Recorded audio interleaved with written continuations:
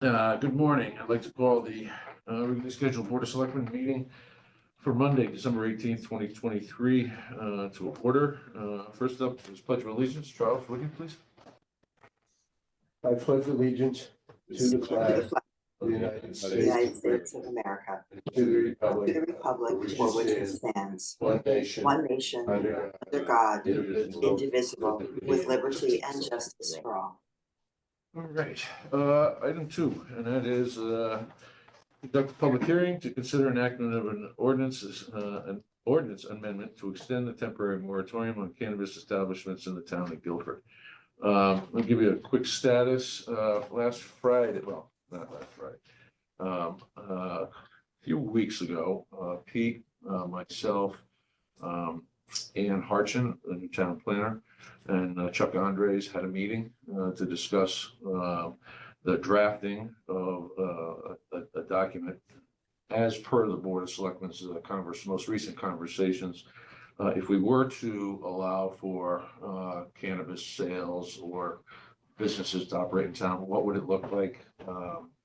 How would we frame it? So both Chuck and Pete were going to take a crack at something. There are two different ways that they think we should, if we do this, again, if we do this, the way we should do it, consistent with our philosophy that it should be done by ordinance rather than allow it to fall to the discretion of 7 appointed members of the Planning and Zoning Committee. And so there'd be a twofold tack. One would be to establish an ordinance that outlines the larger parameters. What types of businesses would we allow, if we allow them, how many, and where we would restrict them to, things like industrial or commercial areas. And additionally, not consistent with the rules on alcohol in terms of proximity to schools, churches, daycares, et cetera. So Pete on Friday, I think it was Friday, forwarded along a draft, which I will share with you folks. I had a chance to take a look at it briefly.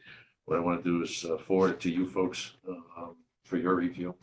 And again, once we get this document, and the second piece of the piece that Chuck is working on is specific to what the Planning and Zoning Committee would adopt in addition to the ordinance. All right. So we wanted to make this a two-pronged or a dual set of ordinance and regulations that would be presented to the community at the same time, so they would have a picture of the totality of what we were talking about. I think this is one of the complaints, the concerns we had before. We hadn't laid out an ordinance or fully fleshed out. So my hope is to have these two. The timing of the P&Z modification is. Well, Chuck Andres is working on that document now, and they're both supposed to happen by the end of the year for us to. Well, the reason I asked is, today's public hearing is to extend the moratorium to get these documents in place. Exactly. So the public has something to refer to in a public hearing about the actual plan going forward. That was what we agreed to, is that we had been talking in such generalities before that we didn't have anything, and this gives us the beginning of a discussion. Right. But P&Z will be a big part of it, obviously, right, too. So, if you think in less than 30 days or 30 days, this moratorium seems like it'll be appropriate time-wise and stuff.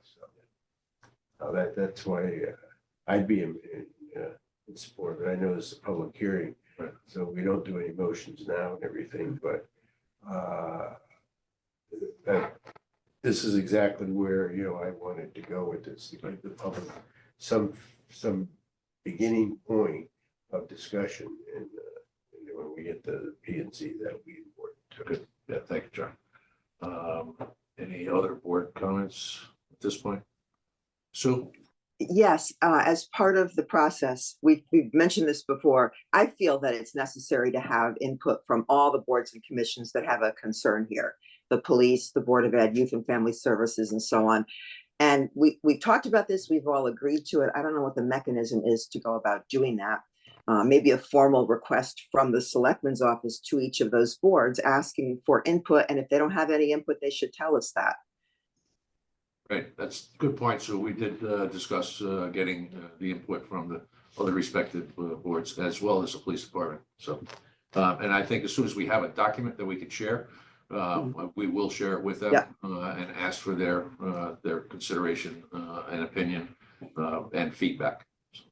Yeah. Thank you. This is a public hearing on a moratorium. When we get to the point of a public hearing on actually the ordinance and everything, that's when I think that we have to do exactly what Susan said. Agreed. Including the Board of Ed. No, absolutely. This being a public hearing, let me open it up to the public. Anyone wants to speak, come on up and name and address for the record, Deb. Okay. Deborah Demetrius, 18 Sugarloaf Road, Guilford, Connecticut. I guess I'd like to first say, why do we have to have a temporary moratorium and not a permanent one? I know other towns along the shoreline do have gone through with that. As one of our selectmen said at another meeting, there is no benefit to having this in town. People can go locally, they drive, they can have access to cannabis and other establishments. I know it's very difficult to get the public to meetings. And I do remember during COVID that every Friday we received a robocall.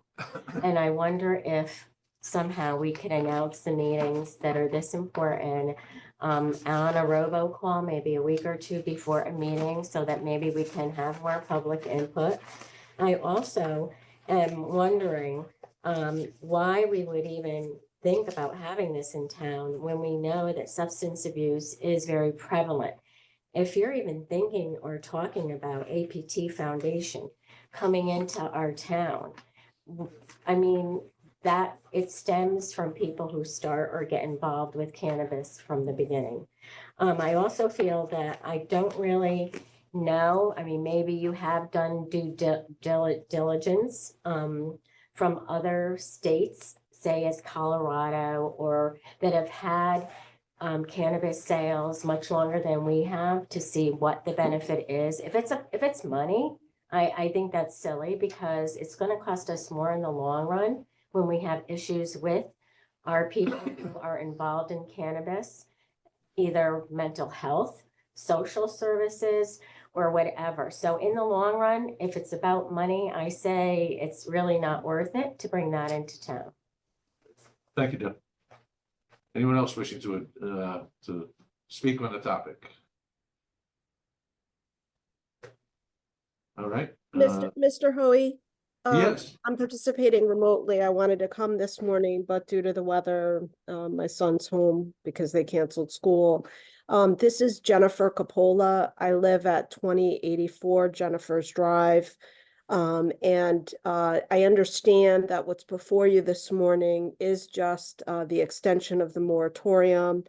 Again, I'm not sure who spoke as far as the time frame is concerned. I am a municipal attorney, and in terms of the time frame that you're considering, I don't believe that 30 days is enough. I didn't notice in the agenda item, how long is the board considering extending? Jennifer, I'll answer that. At this point, we're considering April 30th as the extension.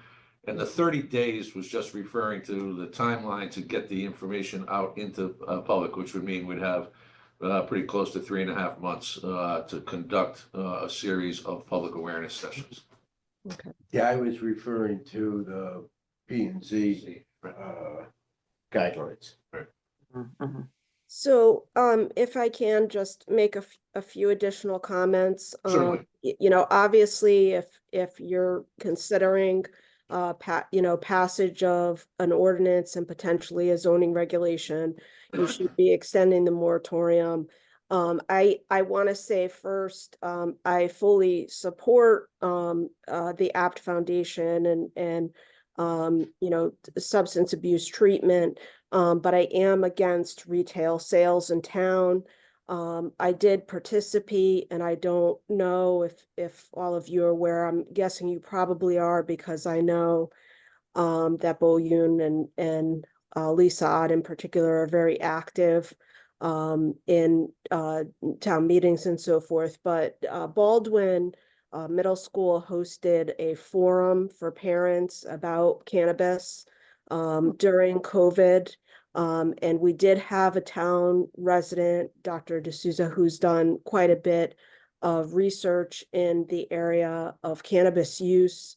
There is, I believe, a recording of that forum on the Guilford Day website. I just encourage all of you who are on the board, because I believe that the board does exercise the town meeting authority for passage of ordinances.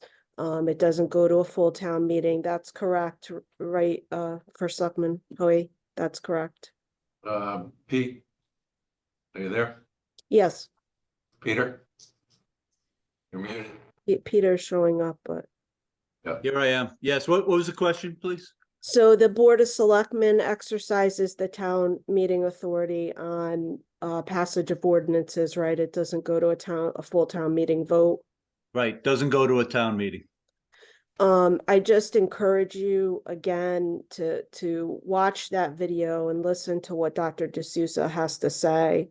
And I do think that the other piece of this, and again, I know we're here to talk about the moratorium this morning, but again, just in terms of learning more about the issue, I think it's important that you hear before you decide about retail sales what Dr. D'Souza said to the parents and the administrators who participated in that Baldwin forum. But additionally, you know, as far as you know, just doing an ordinance versus a regulation, I do think it's important that that there also be a regulation. It sounds like you're going in that direction. You know, I've been doing land use a lot of years. I think that it's important that you don't leave planning and zoning out of that use determination as far as location is concerned. Because obviously in your commissioners, you know, they have a lot of knowledge about location of use and such. I'm sure you have members of your commission that have been on for a very long time. So that's all I want to say. I think this morning, I really, again, would support you passing a prohibition of cannabis establishment uses with the exceptions. There's statutory exceptions. You have to allow delivery services. You have to allow transporters. So those licenses don't come into play. But as far as retail sales in particular, I'm very much against retail sales. I agree with the first speaker. There's not a lot of money to be had in terms of revenue. It doesn't make a lot of sense. And the potential impacts on young people, it's just not good. So thanks so much for the opportunity to speak. And I'm happy to hear that, you know, there's going to be some effort to get further public comment in the future on this. Thank you. Thank you, Jennifer. Anyone else wishing to address? See? Yes? I came here to speak, but Jennifer spoke as eloquently as I could not do better than that. Okay, I'll leave it there. well said. And I have something Lou? to, Sue's done. Yeah. Oh, okay, so I know we've had a number of extensions, moratoriums of the moratorium. And I just want to, I'm sure everyone on the board has taken the time to solicit input from people and is working to get a better understanding of this issue. It's one of those circumstances where it's sort of on one side or the other of a pretty big divide. Maybe there may be some ways to ameliorate an outcome short of a total ban, although maybe a total ban is appropriate for retail. I just would say that there's a significant enough percentage of folks in our town who are in favor, and I try to hear that and understand why they're saying what they're saying, just as I try to appreciate the, concerns about having retail locations. And again, I've said this before, but it always bears mentioning. I mean, and Jennifer did a wonderful job of summarizing things. The reality is the state has legalized cannabis. It's going to be available to people. It's simply a function of, I guess, how convenient we make it by allowing a or some retail locations. And I think location does matter a lot. And that's why Sue's comment about bringing in the other, comments from the other boards would be extremely helpful. So there you go. Thank you. Thanks, Lou. Sue, you had, Yes, yeah, two things. First of all, I'm wondering if Jennifer can tell us, maybe that meeting at Baldwin was taped on Zoom if it took place during COVID. And if that's the case, would be helpful for us to have access to it. And then secondly, I'm thinking about the April 30th date and the fact that we're pretty consumed with budget, really from, starting middle of January through almost the end of April. Is it realistic to think that we could sort of squeeze this in, or should we give it another month? I'd like to chime in on that. certainly. Sue, I actually, when we had a meeting here about setting up this public hearing today, Mhm. I said, maybe we should extend it to June. I just passed it as a comment. We didn't have a discussion about it. But my feeling was, we have very good intentions and we're doing the right thing and we're not rushing it in any way. But again, if we're gonna follow up with the other departments and try again to reach out to the public, I support extending it to June unless you and Peter have a specific reason for why you want April. Well, other than the fact that we've extended the moratorium several times already, we've pushed it down the Yeah. road. I'm afraid This we'll was be just a extending it yeah, again. yeah. That's what I'm And so afraid you of. bring up a good point, with the next 2 months really will be consumed, 2.5 months will be consumed. But once the Board of Finance publishes their budget on that first week of March, we would have the balance of Yeah. March and April. But I think we can certainly move it out to June. We want to do June 1st or May 31st or June 30th. I'm fine. It's an arbitrary date. And it also gives us time to get more input from the community. In fact, I received an email earlier this morning from our representative from Zen City. As you may recall, those are the folks that did the digital poll for us. They have got a couple of new tools that they're utilizing to capture public input. So we could probably take advantage of that. As I think most of you recall, and that's almost 2 years ago that we commissioned them to do the digital poll. I think it was in May or June of 2022. And it'd be interesting to see how the data compares to the way it came out the last time. And for those who recall, 64% of the respondents were in favor of legalization of sales and related business activities. So it'd be interesting to see if the community has changed. So I think that gives us the opportunity to do that as well. I think that the June date makes sense for a number of reasons. I mean, what's driving all of this right now is that we had public hearing and the turnout was so poor. We had scheduled two. We even canceled the second one because the turnout was so poor. And that's when we decided that let's give the public something to comment on, something to see where we're going or leaning or whatever. And that's what we're doing right now.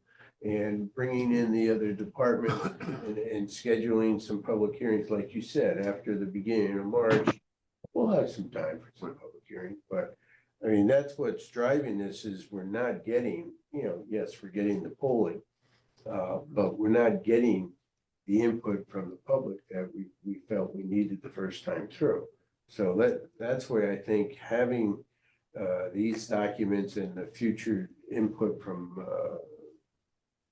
the other departments and that type of thing is going to be so important, because after that, if we don't get a reaction from the public, then I think we have to do the next step that we've agreed to as elected officials, that we just have to say, okay, This is how we're gave it, Yeah. and this is the decision. So I don't have, I think it could easily take until June to sort it out, especially if we have a public hearing and there's enough reaction that we have to have a second public hearing. Because you got timing of 30 days or posting or weeks or whatever it is. So I have no problem extending it to June, and I'm not as worried about the constantly, extending thing because we're making headway. We're doing, we're reacting to a lack of response. It took some time to put these documents together, and it's going to take some time to edit them. We're going to get P and Z. I'm very, very concerned about the police and Board of Ed's input on this. P and Z is going to be fairly mechanical. I mean, it's going to be they're going to have to just choose X, Y, Z distances and things like that. But the police input and the Board of Ed input, that's going to be very important to me, frankly. So I have no problem with you.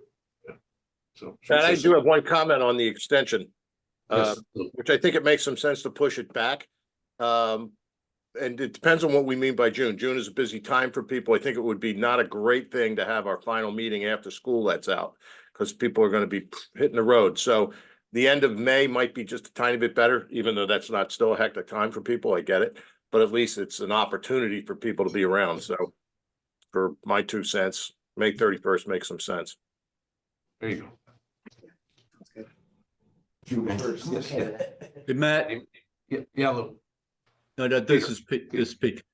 Just the, as far as extending it, I tend to agree, especially since we're doing, both an ordinance and a zoning reg potentially if it goes that route.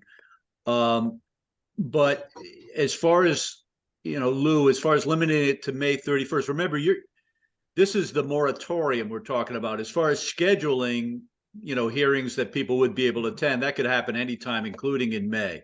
Oh, I see. So, you know what I'm saying? So I favor sort of pushing that moratorium out. The reason we've, picked dates is mostly to keep it moving forward and to make sure that there is a moratorium in place while we consider this. At some point, you can't have this moratorium just going on infinitely. At some point, it would have to become it would be interpreted as a potential ban altogether, which is fine. You may go that route, but it should be specific when you do it. As far as the proposed ordinance is through April 30th, pushing it to June 30th is certainly something you can do with what we have today. You're not really changing the terms of the ordinance except the particular date the moratorium extends to. Thanks, Pete. Yeah, and there's nothing that says that we couldn't pass the ordinance in May, which effectively makes it, or even April if we were to get our act together, which would override the ban out to the 30th of June. So we have the ability to revise that ordinance. So you had a comment? No, Name and address to the record, please. thank you. Mick Casano, 47 Russo Drive. As far as position, I think Deb and Jennifer eloquently position that myself and many others in town have on this, but to get to get the feedback from the community, clearly listening to the discussion, we want to get as much input into this topic so we can make the best decision possible on a topic that could possibly change the fabric of our community. It's one of those decisions that you make that you really can't step back from. So getting it right the first time becomes even that more imperative. Communication to get more opinions, it's difficult today. Everybody doesn't read the newspaper like we used to, right? Used to get that paper in the morning or that paper in the afternoon and you flip through it and you see what's going on in town. It's not so much that way anymore. Email distribution is who's looking at their email in the 40 emails that they get every day or 80 emails that they get the other day. So I think the key to success of finding a path through this and getting the best input from the community is definitely lying on how, as a town, we communicate this out. I know there are a lot of passionate people on both sides of the argument.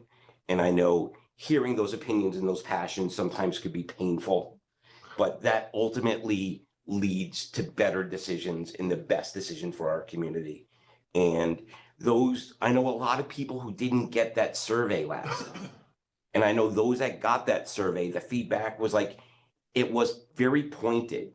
They didn't feel like in that survey, whoever the vendor was, allowed the ability to answer it, that questions were leading one direction all the time. It wasn't designed to get input the way that they would have hoped it would have been. I just hope that we use tools to get public feedback, to get all those opinions, to get that data, to make that best choice for our town.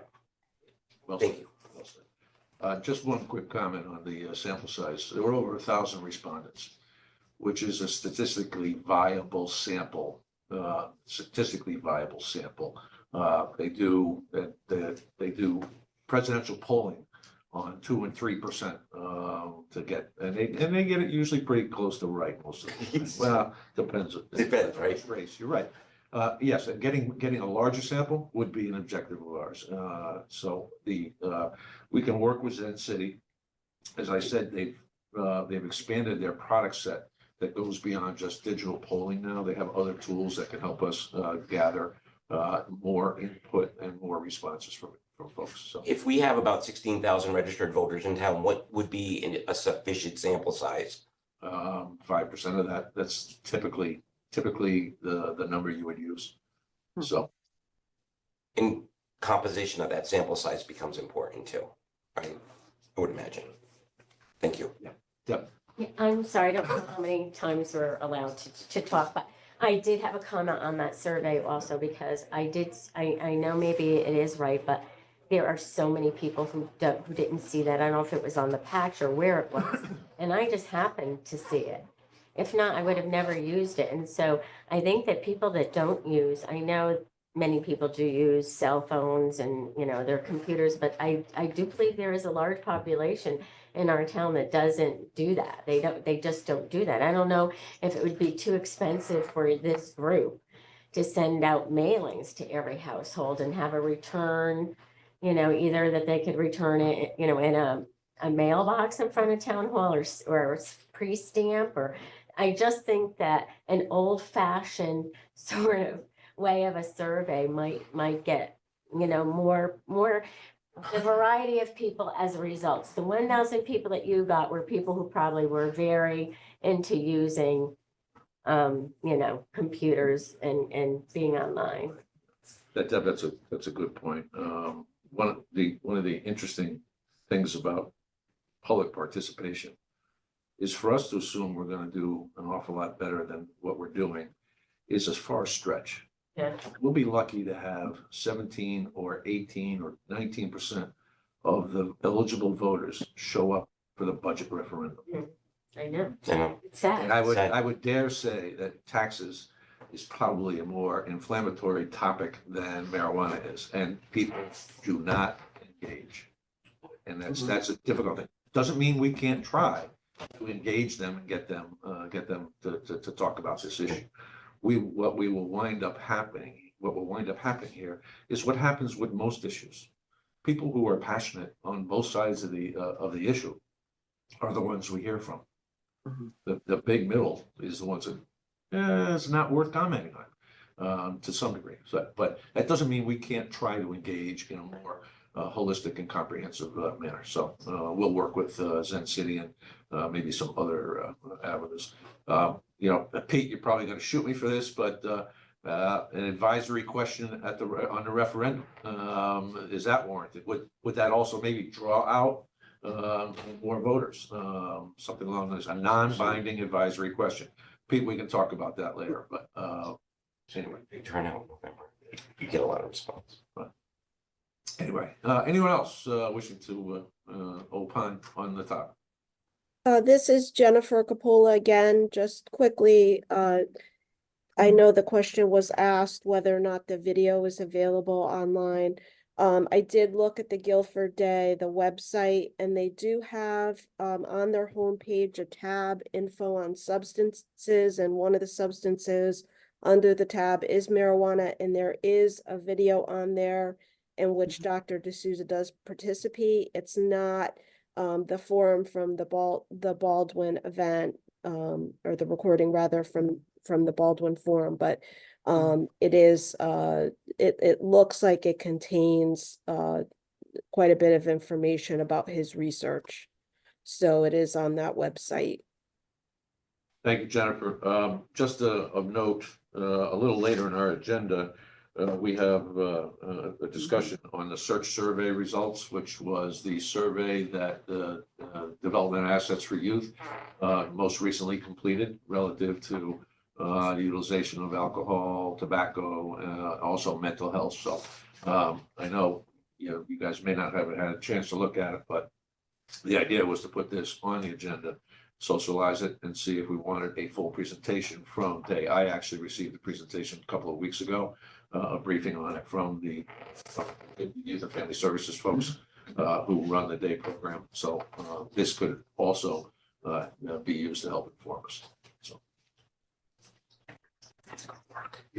Thank you very much. thank you for your comments. Anyone else? Hearing none, is there a motion to close the public hearing? Second. There you go. That was quick. Right off the. Let me try your minds. Selectman Federici, Aye. Selectwoman Renner, Aye. those in the room? Aye. Aye. Thank you. All right, item 3, public forum. Anyone wishing to address the board in public forum? Hearing none, we'll move on to item 4, that's approved minutes. 4.1 would be the December 4th, 2023 regular meeting minutes. Is there a motion? So moved. Second. And a second. Any comments, questions, suggested changes? Hearing none, let me try your minds. Selectman Federici, Aye. Selectwoman Renner, Aye. those in the room? Aye. Aye, that motion carries unanimously. 4.2, the approval of the December 8th, 2023 special meeting minutes. Is there a motion? So moved. And a second. We have any further comments or questions, changes, suggested edits? No. Let me try your minds. Selectman Federici, Aye. Selectwoman Renner, Aye. those in the room? Aye. That motion carries unanimously. Item 5, Finance Director Mary Jane, who is landlocked. Roads are unpassable coming out of East Haddam, right? A little bit. But I hope to be in this afternoon to be at tonight's Board of Finance meeting. So You have power. That's a good thing. we do have Yeah. power. It did flicker a few times. I was worried there for a little while, but so far so good at the moment. It's pretty windy and rainy here still. Good. Anyway, thanks to Zoom, I'm here this morning. I'm going to start with revenues. So we are 42% through the year. We are at 55.7% at the moment compared to 57.2 last year, but we do have some budgets that we increased, which could make a difference in those percentages. So I just have to note that finance has met and exceeded their budget as of the end of November. Braggart. Well, every once in a while. All right, you want to do it? Take a look at the selectmen. Look what Karen has done. Karen and Tracy have done. Yeah, I know. We've been talking about that one. It was my turn this time. Anyway, the only other one I wanted to note is that fire continues to be our expectations for the year. So their billing and their revenues are coming in really well on a monthly basis. Any other questions on revenue? Yeah, so I have one on revenue, and not to extend that discussion on the finance revenue, but next year, in the murkiest of all crystal balls, right, there's likely to be some adjustment downward on interest rates, right? I mean, is that something you would factor in? I mean, I guess we can wait till budget season, but maybe we hit the same numbers, maybe it comes down a little bit to be prudent. I don't know. Well, certainly my interest budget certainly has fluctuated much over the last few years. Yeah. We're at 500,000 right now. We're not even halfway through the year. Does that mean next year our budget is $1 million? Probably not. Right. Yeah, I mean, listen, your prudence is always appreciated. It's just you know, we're all trying to figure out what's gonna happen on a macro level, but it just strikes me that if you can believe what they're saying, likely to be slightly less interest next year. Right, overall, does that mean our budget comes down? Probably not. But, you know, we'll have some, by the time we finalize our budget, you know, maybe the crystal ball will be a little bit clearer, although it's always hazy. Okay, all right, thank you. Yeah, some straight line math suggests that we're gonna be at 200%, because this is December. And we have a significant, we have the second helping of our tax payments due January 1st. And we'll start to see the interest ramped up against those deposits. So agreed, I think it's gonna be I think it has to be somewhere between what it is currently for fiscal year 24 and what we are anticipating it to actually be at 2024. So I could see us moving the dial up a little bit on that, but not substantially. Great. Move it up on revenue, expenses are going to counter it. I mean, inflation is going to go away. Exactly. Good. All right, MJ. Sorry. That's okay. Anything else on revenues? Nope. All right, on the expense side, we're 42.5 expended versus 45.3 last year. Many of the departments that are over the 42% are due to the encumbrances that are there or due to timing of payments. I just want to note, because we're always looking at the poor fire department, without their POs, they are exactly 41.6% spent right now. If you look at their detail, their replacement is high at 52%, but their regular salaries are low at 38%, because that's, you know, how replacement salaries work. So we're continuing to track that very closely, especially as we head into the budget season for 25.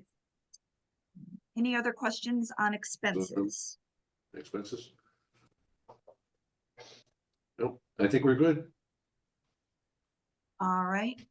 Going to jump to medical unless there's any questions on the warrants. I had none. All right. So medical, as expected, November jumped us up just a little bit higher than the month before. Obviously, we're working with the deductibles. The employees are paying their deductibles right now, and we begin to see that number ramp up closer to our $1 million average for the year as they use up their deductibles and the town starts to pick up more of the expense. On the catastrophic claims side, we do have 2 more people who have reached the $75,000 limit. We're still at 2 who have been covered over 150,000. We are, as you can see, we are catching up with the expense on the stop loss side. In December is the final 2-month payment, and then January starts monthly payments. We did meet with our consultants and our stop loss vendor, Mitch on the town side and Sharon on the Board of Ed side have been trained, so to speak, on how to seek the reimbursement back from us. At the moment, we're at about $48,000, but once we get that process working smoothly, we'll hopefully receive monthly revenues, which will reduce the expense on the stop loss side.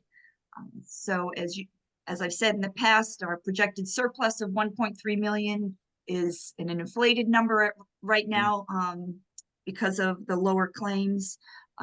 Otherwise, we're right where we expect to be at this point. All right. Any questions? Excellent. Thank you, MJ. Okay. You? All right. You have an action that you're looking for us to take a resolution on. Correct. And I don't have is Cliff on the line? He is. Okay, good. So I did provide you the detail. I did ask Cliff to put this together, which outlines the Board of Ed's reason for the request. The request is very similar to the one we did last month for the HVAC. The amount is coming out of the same account as we did last month. So if you look at the spreadsheet I provided, you'll see that we're now taking the additional $630,000 out of the Guilford Lakes HVAC upgrades and moving it to 595 New England Road. Any specific questions about the project? I'm hoping Cliff would be able to answer for you.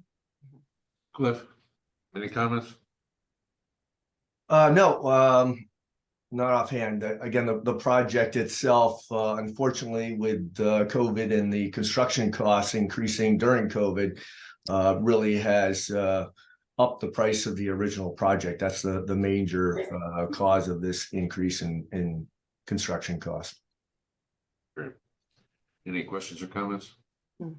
Yes, on the bond, on the bond issuance cost, is there a cost to us each time we use some of the bonded money for various parts of the projects? Or is it a one-time situation when we issue the bonds?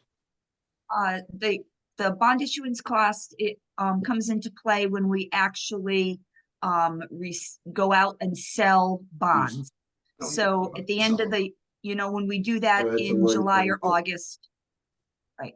So if we do that in July and August, and like this past year, we did, I don't know, 4 or 5 million. The cost of issuing those bonds is spread out over the cost of the projects, and all the projects are budgeted at a certain percentage. Okay, so this list then are the ones that are authorized, But not but yet. we not, I'm trying to figure out why there's $80,000 in there. You got it. Okay. Anything further? Any other questions? Yeah, if I may, I noted that in the Standing Building Committee minutes, they chose to defer discussion of this until their January 2nd meeting. Is that right, Cliff? I believe they did because they cannot act on it until the funding's in place. So that's why we gave them a rundown of the cost of the project and what we've done to curtail the costs. But they are not able to act on it until I confirm that we have funding in place. Then they can award the work itself. So that's why they had to defer it to January. Okay. Thank you. Yep. Anything further? So do we need a motion? Yeah, we need a motion for the resolution to transfer unexpended bond funds for renovations to the building at 595 Woodland Road to convert it into central office space. So the resolution is be resolved that 630,000 of unexpended bond funds is hereby transferred to pay for renovations to the building located at 595 New England Road to convert it to central office space for the Guilford Board of Education, and be it further resolved that the 630,000 shall be transferred from excess bond funds as determined by the finance director. Is there, it is moved. A second? Second. Let me try your minds. Selectman Federici, Aye. Selectwoman Renner, Aye. those in the room? Aye. Aye, that motion carries unanimously.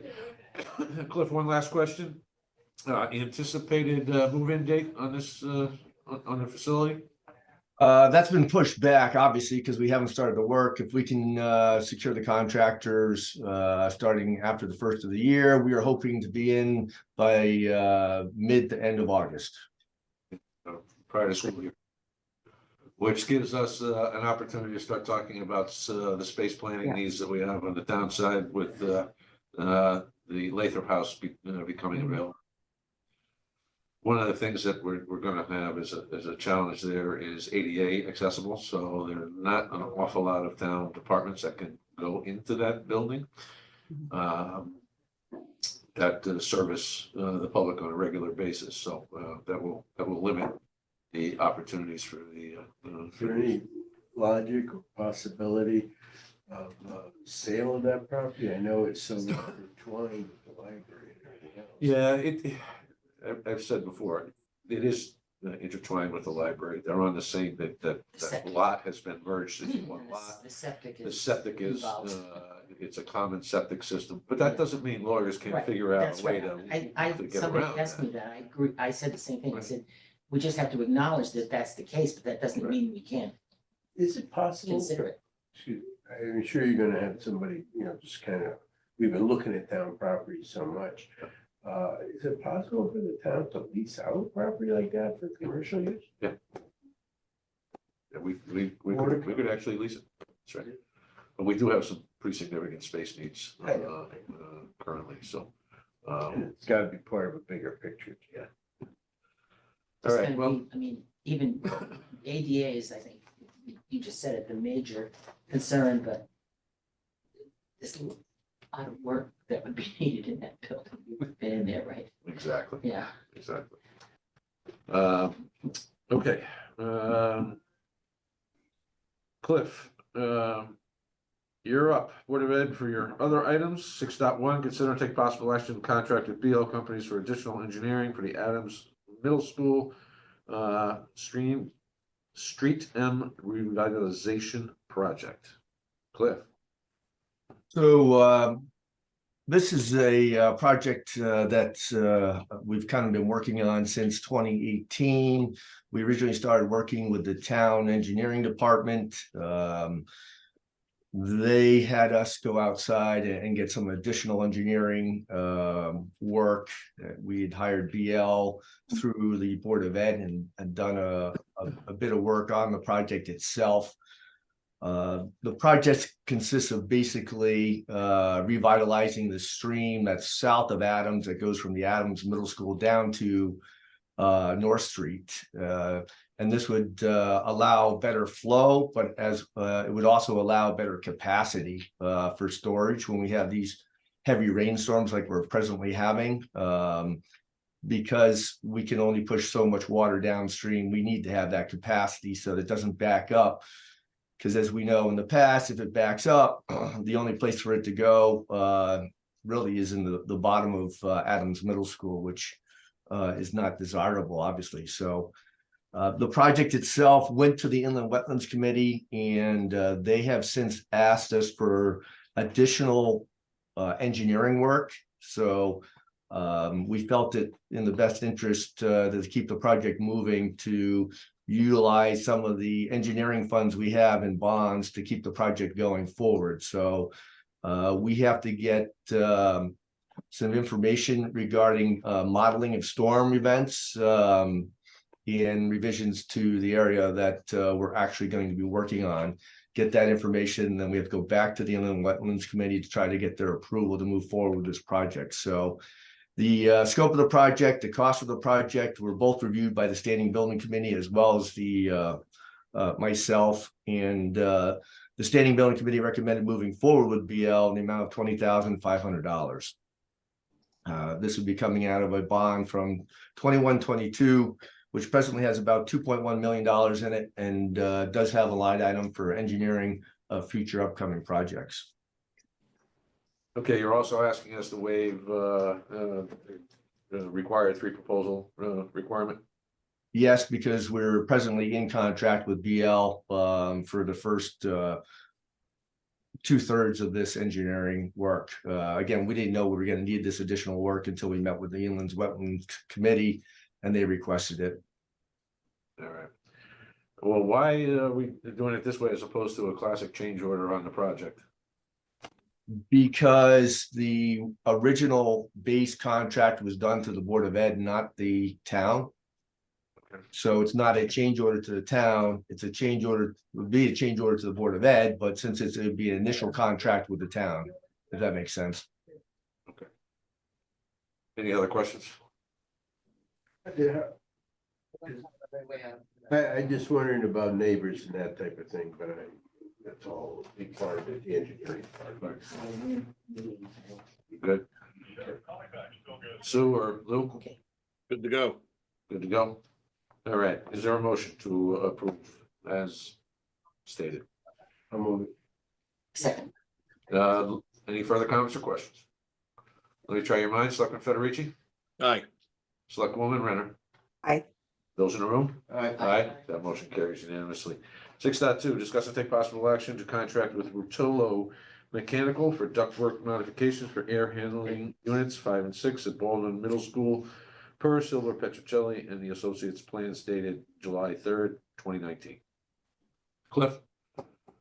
So as you may recall, this is a long ongoing issue, resolution to the HVAC problem we were having at Baldwin's, where we had air handler 5 and 6 that were not producing sufficient airflow to the spaces that they provided heating and cooling to. So we did go through an extensive amount of research. We hired a third-party engineering firm that came in and went through all the engineering calculations. They went through the system and everything else. At the end of the day, between the consultant and the engineers that we presently were using, which was Silver Petrocelli and Associates, it was determined that the ductwork downstream of the HVAC units were causing extreme turbulence by the way they were arranged. And just to give you some history on the reason that these were arranged differently or kind of not a standard configuration, I'll say, is the prior HVAC units that were removed from these two areas were what they call a hot deck, cold deck. So instead of a standard air handler that puts out one stream of air, a hot deck, cold deck actually puts out a stream of air, one on the bottom and kind of one on the top. And then it blends the air into different zones.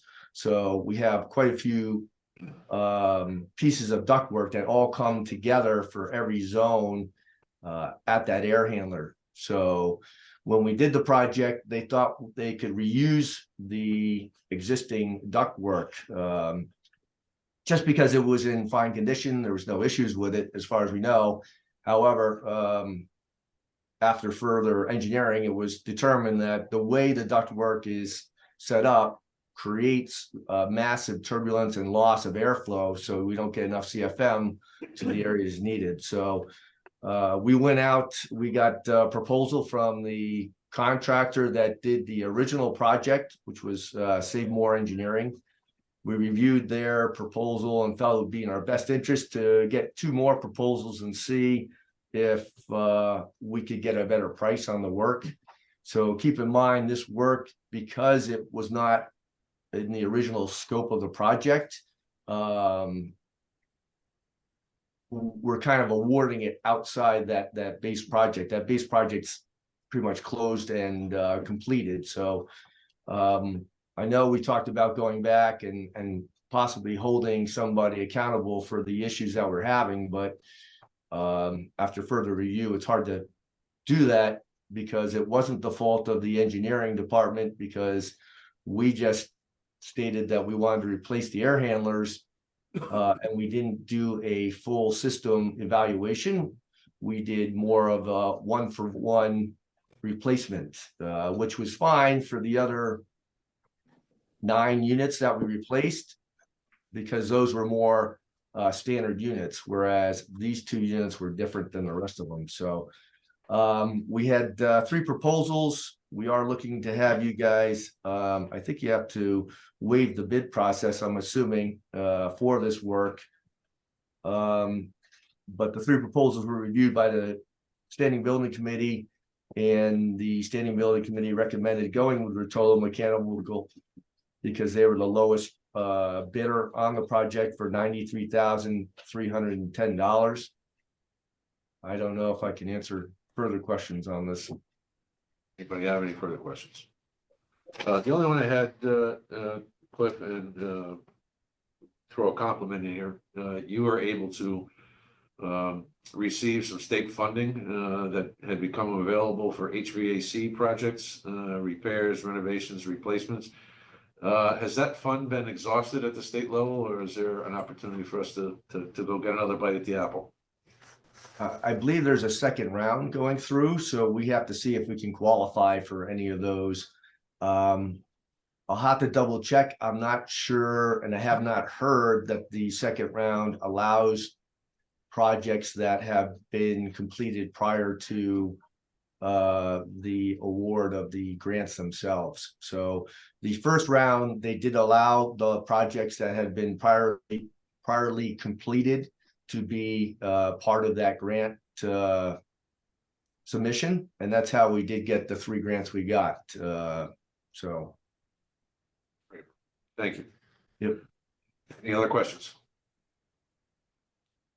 Is there a motion to waive the bid requirement and award the ductwork modifications for AHU 5 and 6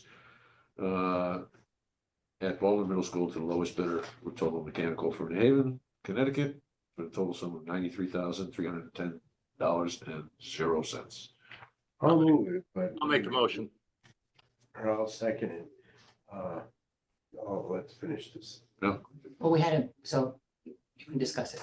Okay. Yeah. Well, my comment simply is that I hope Cliff, appreciates that, the amount of work we're sending to these engineers and everything for them not to recognize and recommend something to us is a little disappointing. But I understand where we are with it at this point, so. Thank you, Charles. Point noted, and not for the first time. Any other comments? Let me try your minds, Selectman Federici. Aye. Selectwoman Renner? Aye. Those in the room? All right. Aye, that motion carries unanimously. Cliff, 6.3, discuss and take possible action on change order award to Orlando Unduly and Sons for Baldwin Kitchen renovation. Floor is yours again. Thank you. So this project was completed over last summer. It entailed completely gutting the kitchen for Baldwin, including both the kitchen and the serving area. It was an extremely large project with a very tight time frame. So these change orders came through quickly, and unfortunately, we're just getting them to you now. So there was a total of, I believe, 10 proposed change orders. Those change orders were all reviewed by the engineer, the standing building committee, and myself.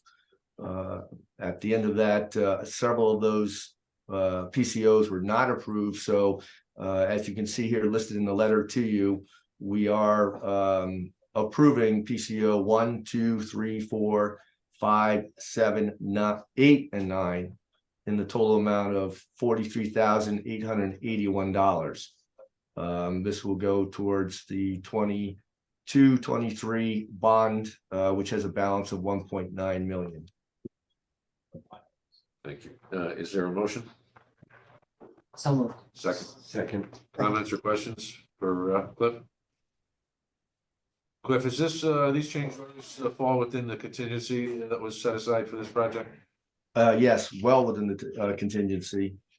I believe we had 200 and some odd $1,000 left, or 200 and I think it was like $50,000 contingency. So we're only using 43,000. Thank you. Any further comments or questions? What's an MAU-1? That is a makeup air unit that goes on the roof. Was that unit part of the original plan and everything? It was one of the And- original pieces of equipment. Yes. And that required the gas line, and this is the type of thing that I struggle with. We knew that unit was going on the roof, we knew it required gas, but yet running the gas line to it is a change order. Those are the kinds of things that I struggle with. And that was noted by both the standing building committee and myself, as well as the engineer on record. They did state that it was missed. It was not brought up remarkably We've by. heard this so many times. It was missed, this, that, and the other thing, but when are the engineers going to be held responsible for things that they missed?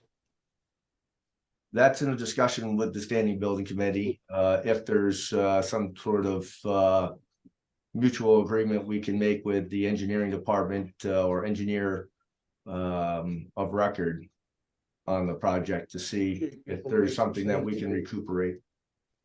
Okay. Some of it, and this isn't a perfect example, but there are certain things that they're unable to confirm or verify. So for example, we've had to move the gas line in the kitchen. Well, There was no way to confirm the exact location of that because we have a hard spline ceiling in the kitchen. So without actually demolition of the ceiling itself, there's no way to confirm that exact location. So we don't always do destructive work in order to get all the details prior to a project, because a lot of times areas are in use and it doesn't allow us to do that. So And I completely appreciate that, and to me, that's what change orders should be.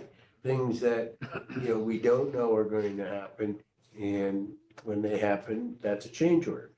But if you're installing a unit, and it requires gas, that's not a change order in my mind. But well, you're aware of it, Standing Building's aware of it, and I'm just making the point again. right. I would say it is a change order because the contractor wasn't aware of it. However, it goes back onto the engineer to, again, as we're talking with the Standing Building Committee, is there some sort of recourse we have with the engineer? So you can't necessarily blame it on the contractor because it wasn't in the specifications. I'm not trying to place blame, but I am trying to find, a way that people could be responsible for their expertise. I mean, if we're paying somebody for their expertise, well, I hope they get it right sometimes. Yeah. I don't want to. Yeah. No, it's a frustrating topic. It really is. But the reality, though, is that's why we have contingencies built into these budgets. And the other thing is chasing, what is it, $43,000? Not all of these would fit that category if they missed it. But there are legal fees involved with chasing after these things. I'm not arguing that. It's just that, if there is, we come to the choice of picking experts, okay? And if we start recording, I don't know if there's some way to run a list of, how many of these kinds of things are there in this particular firm? I don't want to micromanage it. I just make my point. Good. Thank you, Charles. All right, we have a motion on the table. Selectman Federici, Aye. Selectwoman Renner, Aye. those in the room? Aye, that motion carries. Thanks, Cliff. Thank you all. Have a good day. Item 7, Police Chief Chris Massey, 7.1, consider and take possible action on the purchase of 3 2023 Ford Hybrid Police Interceptor SUVs. And Charles reported earlier today that we might need a fourth because a tree fell on one of the vehicles. Well, we did have a tree come down on one of our police cruisers last night at about 4:50 in the morning while it was out on patrol on Little Meadow Road. Fortunately, the officer is not injured. The vehicle is well, we'll see how bad the damage is when the adjuster takes a look at it, but it's not looking too good right now. But that being said, that's actually one of the cars that we were looking to replace this year. So Not much traded value, but that tree had a 1 in 16 shot, or 2 in 16 shot, and it got to one of them. But not to make light of it, it's very hazardous out there when the officers are out in these conditions, and the sight lines it's very difficult to see when you're driving around and the rain's coming down like it was and the wind's the way it was. We are very fortunate that the officer was okay. Great. So I'm going to just go through. Basically, I had presented back at the Capitol meeting that we were very excited we were going to be able to order 6 hybrid vehicles between our needs for this year and also for next year. Shortly after that Capitol meeting, we were notified by the vendor that there was going to be a delay in the order window for Ford. It got pushed back into what's slated now for potentially February, but we're not sure if it's even going to happen there, if it's going to keep getting pushed back. So to kind of scramble and find vehicles this year, we ended up reaching out to several vendors. We were fortunate to locate one that did have hybrid vehicles available, and they did have 3 out of the 6 that we would need between these 2 fiscal years. So the request in front of you is that We were due to get 2 this year. However, we're looking to get 3 to take advantage of the availability of these 3 that are available through this vendor, and also take advantage of the lower pricing because this is the model. This is a 2023 model year. In February, we're going to be slated to be ordering 2025 model year, which will be a bit more expensive. So this is going to be a better choice overall, is to get this extra vehicle now and to make it 3 now. The total for the 3 is $137,460. And we're slated to potentially, if we can get the purchase order through, we'll get these by potentially as early as February. And then we're still working on getting a vendor that we can get into the queue to get upfitting done. So it may be a couple months beyond that to get upfitting completed. But this is going to be this is actually a really good thing that we were able to locate these vehicles and potentially get them out on the road. So. Great. Thank you, Chris. Questions? Justin? Is this the name of this dealer, MHQ? Yes, sir. Do we have any history of them? So they're a well-known vendor for police vehicles, both here in Connecticut and also Massachusetts.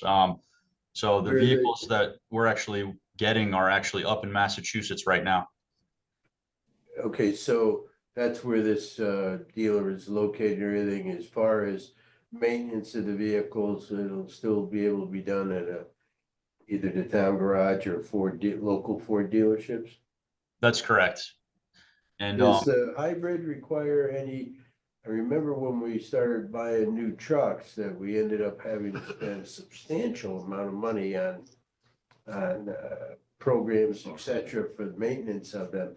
Do you know if these are going to require that type of thing? These are going to require roughly the same maintenance that our other cruisers require. We have one hybrid vehicle currently, and we only had one issue very early on that was covered by the manufacturer, and it went through the Ford dealership. And I believe there was no cost to us. That was probably about 2 or 3 years ago when we had that issue. Other than that, we're actually projecting that these hybrid vehicles, the maintenance is hopefully going to be a little bit more spread out, and we're hopefully going to get more life out of these vehicles. Just this morning, I had one of the lieutenants grab some figures for me that I'm happy to share with you. We have 3 vehicles that have roughly that 100,000 mile mark.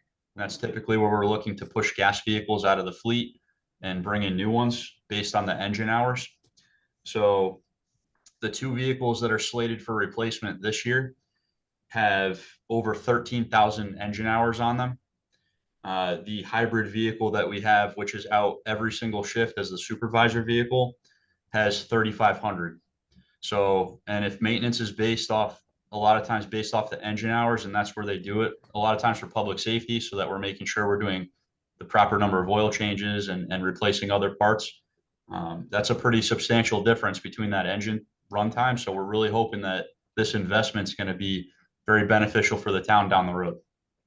Yeah, that was going to be one of my questions. My understanding with a hybrid, how when you have to have a vehicle parked and your lights going or whatever, because whatever the officer is doing, with these, the engine doesn't necessarily have to be running. That's the point that you made there. Correct. The other question, though, is being hybrids, these aren't going to require any special charging stations or anything like that at this point in time, right? No, sir. They're designed to charge themselves basically while they're being driven, is my understanding. So there's no charging stations associated with it. And like you said, we've already had one, so far so good. I mean, it's the plan. And actually, we have the one you have currently is a Ford, right, Chris? Correct. To my knowledge, I'm not aware of any other police vehicles that are being advertised and sold as hybrid. At this time, we're very familiar with Ford, but I don't know if any of the other major manufacturers have it. No Crown Vics anymore, that's for sure. And actually, I believe Public Works already has applicable software. They're already maintaining one of the Ford vehicles as well as mine is a Ford hybrid as well. So they've got. I just remember that, it was so shocking, we thought we were doing so good with the new trucks, and it was 30 grand to fix them. To buy the software, just to to evaluate talk them. about it. Yeah. Good. All right, does anyone want to put this in the form of a motion? I'll move. In a second, Second, some further comments or questions? All right, let me try your minds. Selectman Federici, Aye. Selectwoman Renner, Aye. those in the room?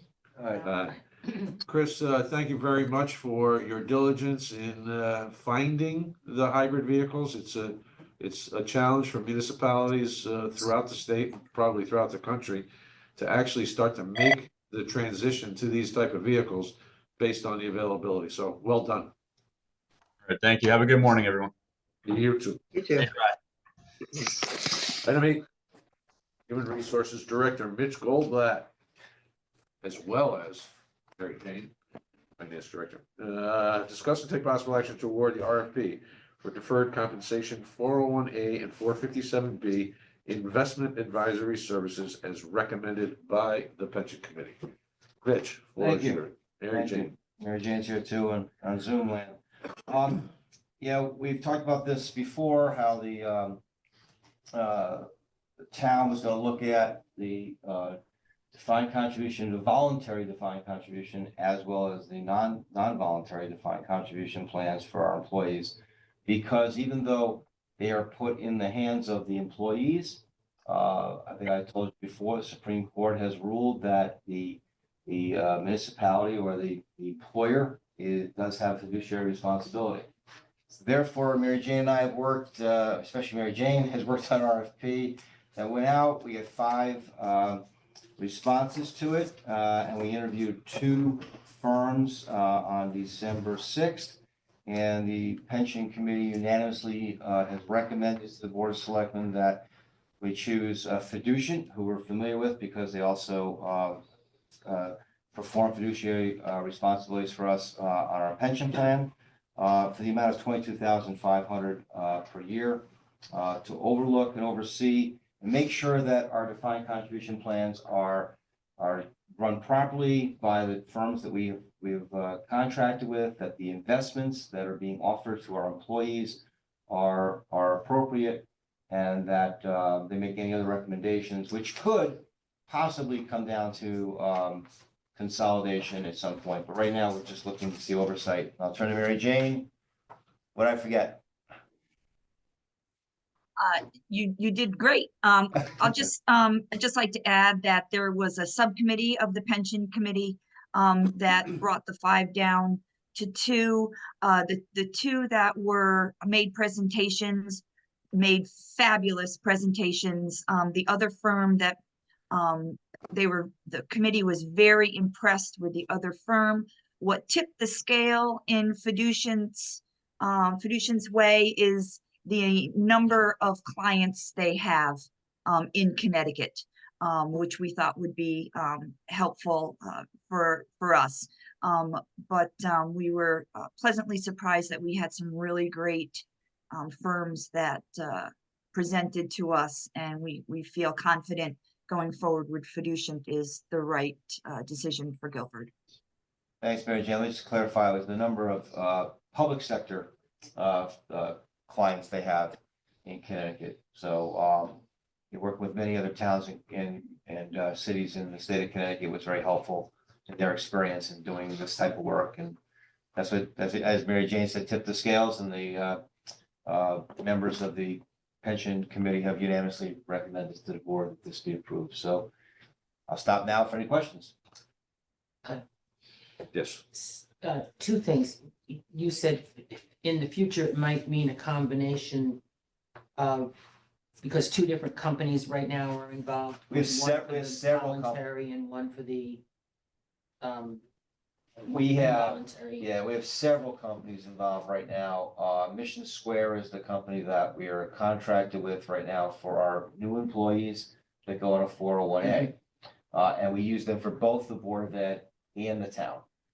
In addition, the town has 2 voluntary 457B plans with Lincoln Financial and Corebridge, which is formerly AIG Valak. And then the Board of Ed has a couple of other plans as well. Both of the presenters made a strong pitch that the fees overall could be reduced by combining these, but that's kind of like, just to give you an idea of the things that they'll be looking into. We're far from doing that at this point. We're also concerned about the disruption to the employees who have become familiar with the plans, their agents and brokers. But that being said, the goal of this is actually to make things, make sure we've protected our employees. And that protection is not just make sure that the investments they're being offered are appropriate, but also if there's excessive fees involved in any of these vendors, that they be routed out by fiducian and let us know, and we can go from there. And my second, in Mary Jane's memorandum, I see that it's 22,500. So this is a new cost to the town, It is a new cost to the town. and so it's not in our budget. I mean, it wasn't budgeted. I don't believe it was budgeted, Mary Jane, am I correct? No, it is not budgeted, but I believe we should be able to absorb it within that budget at this point. And the 22.5 is the annual fee, Correct. Correct. and we're doing this because really the federal government is suggesting that we do it? Federal government suggesting it, but also, when you think about it, we are, when somebody says, who's watching out to make sure our employees are being given, good investments, that the fees they're being charged are appropriate. When we first entered in, and some of these were entered in before I even started here, there was, obviously at that time, somebody looked at it and said, this looks like a good investment for the town, looks like good for our employees. But honestly, has there been any oversight of what's gone on? We haven't had any trouble, by the way. There's been no real issues that have been pointed out. However, this is to make sure we don't have those issues and make sure somebody is looking out for that. Many other communities, especially in the state of Connecticut, I'm aware of, are and have been going through the same process. And just out of curiosity, this company is statewide or regional or national? They're national. They were pretty much statewide. They were there was a consolidation with them and a firm in Chicago. They became fiduciary. It was what was it? FIA. Trying to remember what it stood for. Investment Advisors. Financial Investment Financial Advisors. investment advisors. And the same folks that we've been working with in Connecticut are still in Connecticut, even though they're part of a bigger conglomerate called Fiducian. And we've worked with the same people for some time now. Done, thanks. It's all right. Mitch, unlike traditional pension plan, the advisors are not paid out of the pension fund itself, Correct. right? Because that's the difference. Fiducian is actually our current advisor for the pension plan, but that is a shared cost between the employees, the beneficiaries, and the town. Correct. And the town has a significant cost with the pension plan. This gets rolled into the whole thing. And it's shared, as you just mentioned. Matt, the recommendation of the board here is that this be a town cost to oversee the plans. Well, Good. what was the downside of combining? The downside is going to be quite a bit of disruption to the employees at some point. But if that does happen, the employees who are involved with a certain firm. But it's going to be a long process that's going to take a lot of time to go through, and we'll see if it comes out that there are savings to be had for our employees. We're certainly going to look into that. The downside is basically the disruption. Some of these firms have been working with our employees for 20 or more years. Mission Square is the firm, and Mission Square specializes in public sector investments. It was formerly ICMA RC, changed names to Mission Square, but that's who we've used since the beginning of implementing the defined contribution plans for employees. So, if we find through their due diligence, that, you know, when they go through it all, to say that, you know, here are the fees being charged to the employees, and here's a big savings that can be done, we're certainly gonna take a hard look at that and make a recommendation to you if it comes to that. If I could add, Certainly. so one of the things that I was really interested in, that this is going to, tell us, you know, you join Mission Square or any of these others, some of them have over 100 choices of where I can put my money. I'm not an actuary. It's really hard to determine that.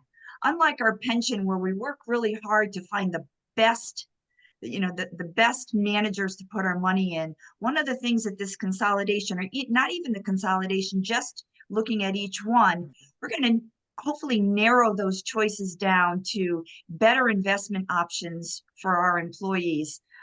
I mean, I work with pensions all the time, yet I look at those lists. I have no idea what's the best thing to put my money in. So, you know, I just let somebody else manage it for me. So we're hoping to not only make it, maybe we can combine them and have it less expensive for our employees, but also make it easier for them to make really good choices of where their dollars are going so that we can help them with their investments. So I'm hoping that comes out of this process as well.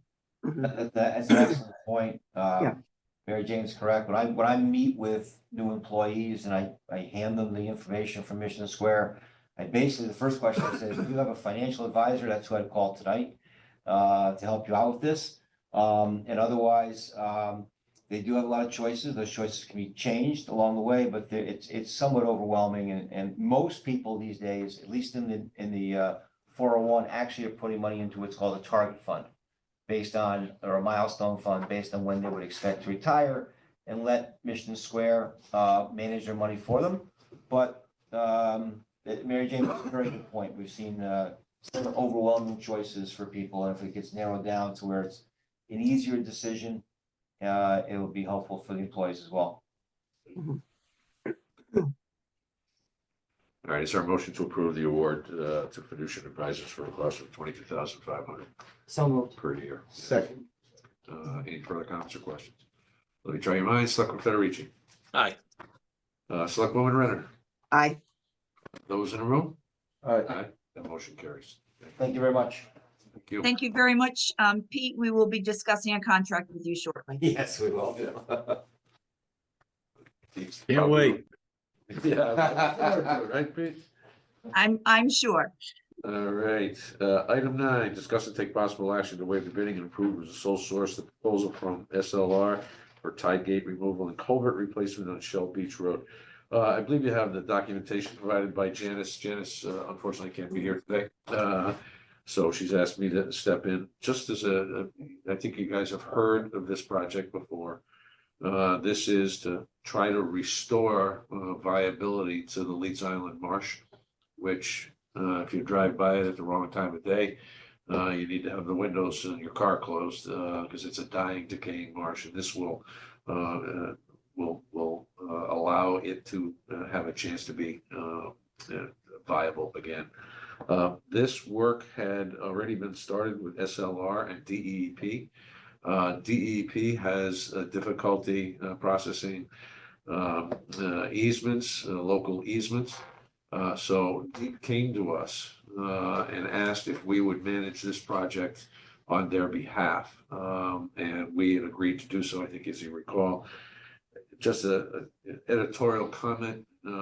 It was a little less than 6 years ago when DEEP told us that we were going to have an outside engineering firm monitor and sign off on any of our DEEP permits as a result of the violations that we had in place at the time. So this has come full circle. DEP is actually asking us to manage the project on their behalf. It will be fully paid for with DEP funds. In fact, there is a management component that the town of Guilford will actually receive some funding out of this project for our management efforts. So I'm unable to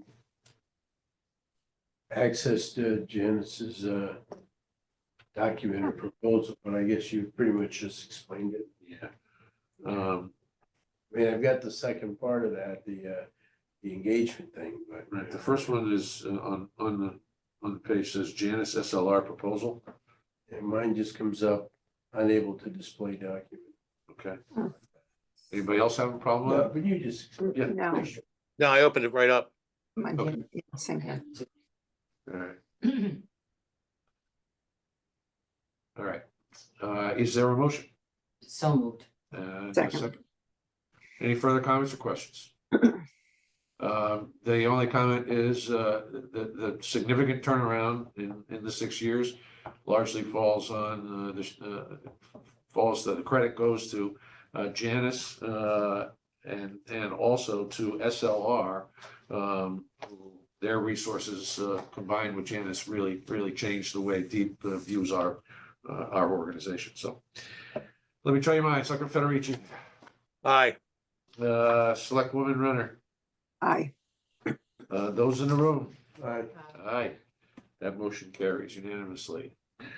Item 10, consider and take possible action to grant ARPA funds to the Shoreline Chamber of Commerce to cover revenue shortfall due to COVID-19. Dee, why don't you want to come up for a minute? You guys all, I hope, had a chance to read Dee's correspondence to me. During the most recent and highly successful ARPA awards from the Guilford Foundation as a subrecipient with $1 million that the town provided. The Shoreline Chamber was excluded from that, even though they had applied, owing to the fact that they're basically not a social service agency providing those kind of services. So we had Dee and I had some conversations relative to funding of them based on the impact of COVID. I think in the document that Dee provided to us, you see that the town of Branford just recently awarded $25,000 to the Shoreline Chamber for COVID relief impacts. And Dee is asking our consideration, which would in fact only be an additional $13,500 because the $25,000 that we had appropriated very early on in the ARPA funding days was $25,000 for business coaching. And over time, the business coaching model did not take off the way the chamber anticipated, largely because the businesses didn't have the bandwidth and the time to invest in projects like this. So there is $11,500 left in that original award, which could be repurposed, and when combined with the $13,500 would equal the $25,000 that Dee has requested. Mindful of the fact that when they went to the Shoreline Foundation, they had actually requested $35,000 and had provided some documentation justifying that number in terms of potential loss during COVID. So that is the request in front of us. Dee, any comments or questions? D Jacob 61. You Sure. don't have to. You're I on, don't do that. Okay, good. you're on the agenda. All right. First of all, thank you. The Shoreline Chamber is a profit combined servicing specifically the towns of Guilford, Branford, and North Branford, excuse me. The majority of our work, the majority of our support comes in the towns of Branford and Guilford, the two original chambers that came together in 2012. We have a dual purpose. The first purpose, which is to help with economic opportunity for our members. We do largely through some of the systems that we have set up that allows them marketing access channels, etc. But our second purpose probably takes up more of our staff time, which is helping to create economic opportunity in the communities that we serve, which is our three towns. During the period of April 21 through the end of last year, the total impact of income loss for fundraising and for membership was $231,000. That's a lot of money. The chamber was able to survive through one PPP grant that we were given in the second round, and significantly cutting staff and moving out of the office that we had since the inception of the Shoreline Chamber. We were able to find a place to rent that in fact gave us several months free rent during that time frame. So the impact, because we were adjusting some things, really was the ability to have the reserves, like any business needs to have, for the variability in terms of revenues. We have used the funds we originally given, the 25,000, with, in consultation with for Selectmen. We adjusted the program from what we originally had. We were doing a full in-depth 3-stage coaching process, which we did 4 of those in the first 12 months. Obstacles in terms of getting businesses to commit that time. Also obstacles in terms of when they bared their souls, handing them off to outside consultants. We asked for a modification of the program, and we modified the program that we could do the consulting. And so since that time, since early this summer, we've met with 14 different businesses in the town of Guilford. And I did want to mention that several of them have to do with shutting down their business. Do they sell their business? Do they just shut it down? Do they have to sell immediately? And how to work through that decision process in terms of things. Several were looking at ways to grow their business by better getting their message out in terms of marketing. 2 of them worked through one in consulting on how to quantify the impact of both COVID and how to write an impact statement of their program in the actual opera process for the town of Guilford with the Guilford Foundation. 2 of them had to do with how do they tie their strategy to their actions in terms of making sure that they deal with their initial constraint of cash. So we have been out there. In total, we've impacted 18 businesses with the original funds. And as First Selectman has stated, we have 11,500 in that. And we are requesting that it gets reallocated to cover revenue loss. The other aspect is we view that any business, we view that any organization in the town of Guilford and in our other towns, we are trying to support that economic vitality, whether or not they're a member. So we do a number of activities. So the Guilford Green Merchants Group, we've been supporting them a little bit more than we've had to before because there's no economic development director that's been doing it. So we've helped publicize their events. The vast majority of those retailers are not chamber members. We have a carryover, we do the tree lighting, and we do things like publicize certain events that are going on the green, certain events that are going on in the fairgrounds, etc. So our mission is broader than just our members. It's just a tax code element of being labeled a 501c6. We did apply both to Guilford and Brantford because Brantford also had a comparable process with less money set aside. And we were accepted at the initial review stage. You had to put in an answer to 3 questions, and we were told we were accepted to go ahead and apply fully. And we did apply fully and received notice that, and with no disagreement on our part, the number of charitable organizations that were funded were very impacted. But of all those organizations, none of them is trying to work with the people who are on Route 1 and Main Street, quote unquote, throughout the area and really progressing. These are the small business people who are supporting some of these same very named profits that just got funding for their silent auctions or auction events. When kids come by with their change jars, I mean, we are trying to support them, and they are hiring, people very often that are getting their first jobs in the area.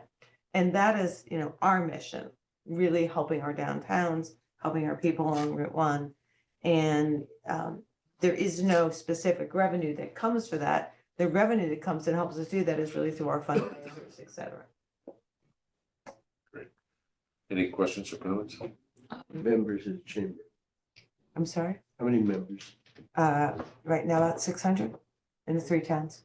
You find that you lost very many members there? The first month that businesses were shut down, except for essential businesses, 118 members left. Coming back or? Well, it continues to be, we still had a whole bunch that had trouble paying. So we've worked through, some of them we've been able to keep, but we are lower than we were at the start of COVID. That is not an unusual figure. However, we are growing our business. We've added 79 new members this year. We've doubled the ones we handled last year. But we have a big area. There's 8,900 businesses in our area. But the quarter of our membership comes from outside of the 3 towns. Because the shoreline community of having market access to it is deemed very desirable. You received some funding already from Brantford RTM. Yes. Approved. And what about North Brantford? So North Branford did not have had not set up a program for dealing with not any kind of nonprofits. They were using most of their funds for infrastructure. And the number of members in businesses that participate in North Branford is actually less than 5% of our activity and membership. I had this very same question. Well, you know, it's wonderful. That's right. Any other questions? Comments? All right, is there a motion to award 25,000 in American Rescue Plan funds to So moved. Sandy? Good, chief. Yeah, second. And that was my question. We can, even though we've done the foundation, we can take this out of our. Yep. I've seconded. Good. Any further comments or questions? Let me try your minds. Selectman Federici? Yeah, I think it's worthwhile. A, Selectwoman Renner? Aye. Those in the room? All right. Aye. That motion carries unanimously. Dean? Thank you. Point of order, one is a reallocation of funds, does that then go to another step? No. This is 13,000. So we're just gonna give you another 13,500. Okay, we're done? And you can utilize the funds. Okay, I don't need to go As you to see Board of fit. Finance? We'll run it by Board of Finance tonight. Just to Okay. let them know. Thank you. Appreciate your time. We'll save you then. Yeah, we'll save you the headache of having to do that. Make that comment. Thank you. You're welcome. Okay, item 11. Discussion on search survey results. In the packet is the day stuff. I don't know that folks have had an opportunity to look at it, but what is the sentiment about having them come in and present at our January meeting or a January meeting? I don't know that we need it, but if they come and present it here, then it's available for the Right. public, correct? And then, Agreed. yep, and they haven't presented it publicly. Not that I'm aware of. I think that's value. I agree with that. And this is available for it. Yes. Yeah, I don't know. I mean, areas still be fairly late in the budget process. Okay, so we'll ask them to come in January, the first meeting, January 2nd, is that what it is? Yeah, Tuesday the 2nd. Yeah. Does that work? Everybody gonna be here? Yep. Yeah. I'll see if they can make it. Okay. Thank you. And I won't be trying to call the Block Island Ferry on the same time as that meeting usually. Like usually. Because they changed the date to the next day, so Oh, I know, there you go. yes. Gotta make sure you get that I ferry do, tickets. yes, that's because we right. have the house now with that kids ferry. It's always, it's an interesting time. All right, item 12, consider and take possible action on an ordinance amendment to extend the temporary moratorium on cannabis establishments in the town of Guilford as a result of the earlier public hearing. I think we had agreed that we could comfortably move it out to June 30th, but we'd have the opportunity to move the question, if you would, at any time between now and then. So is there a motion to extend the ordinance on the temporary moratorium of cannabis establishments in the town of Guilford until 6/30/2024? I'll make a motion. Yep, Sue, Charlie. Let me try your minds. Selectman Federici? aye. Selectwoman Renner? Aye. Those in the room? Aye. That motion carries unanimously. Committee reports, anything? No, Housing. we're reconvening in January. Correspondence, anything of note with the Public Works report or the building report? Old business. New business. Public forum, anyone want to address the board in public forum? All right, hearing none, I think we have some company waiting waiting on us for an executive session. Is there a motion to go into executive session for purposes of appraisal and potential property purchase? So So moved. Second. Second. All right, let me try your minds. Selectman Federici, Aye. Selectwoman Renner, Aye. those in the room? Aye. All right, and we're going to invite Gary McKelney, Kevin McGee, and Pete, you're certainly welcome to stay if you'd like. Okay, thank you. And Trey? Is there a motion to come out of executive session? So moved. A second? Second. Let me try your minds. Selectman Federici? Aye. Selectwoman Renner? Aye. Those in the room? Aye. Aye. Motion carries. During executive session, there were no motions made, no actions taken. However, as a result of our conversations and presentations, is there a motion to approve the purchase and sales agreement for 119 Tanner Marsh Road, otherwise known as the Sullivan property, that we've been contemplating for the amount of $629,625 with the referral to planning and zoning, hopefully on their early January meeting, as well as the assignment or the establishment of a town meeting date for the community to weigh in on the purchase to approve. Is there a motion? So moved. And a second. Second. Any comments or questions? Other than the fact, good job, this has been a long and protracted negotiation on the Sullivan property, but it's a spectacular piece of property that I think it's going to be wonderful to have with. Let me try your minds. Selectman Federici? Aye. Selectwoman Renner? Aye. Those in the room? Aye. Aye, that motion carries. We also discussed the possibility of an appraisal on a targeted property that the Land Acquisition Commission is currently looking at. Is there a motion to approve getting an appraisal on said property? So moved. A second? Second. Comments or questions? Further comments or questions? Any?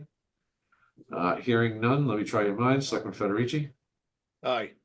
Selectwoman Renner? Aye. Those in the room? Aye. Aye, that motion carries. With no further business to attend to, I'd entertain a motion to adjourn. So moved. And a second, let me try your minds on that all at once. Aye. Aye. That motion carries. Thank you all. Done. Thanks, everybody. Good job. Sue, are you a grandmother again? Double. Yep, I am. Oh, Happy and congrats. healthy. Yeah.